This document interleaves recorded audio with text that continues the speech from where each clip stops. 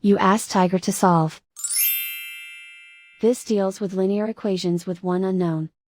The final result is x equals -2/3. Let's solve it step by step. Simplify the expression. Expand the parentheses. Multiply the coefficients.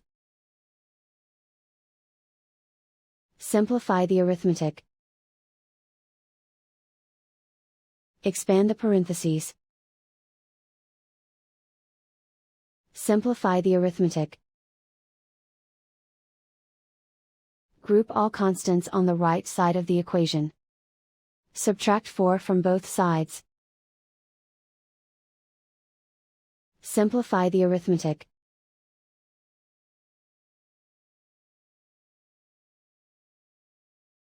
Isolate the x. Divide both sides by -3.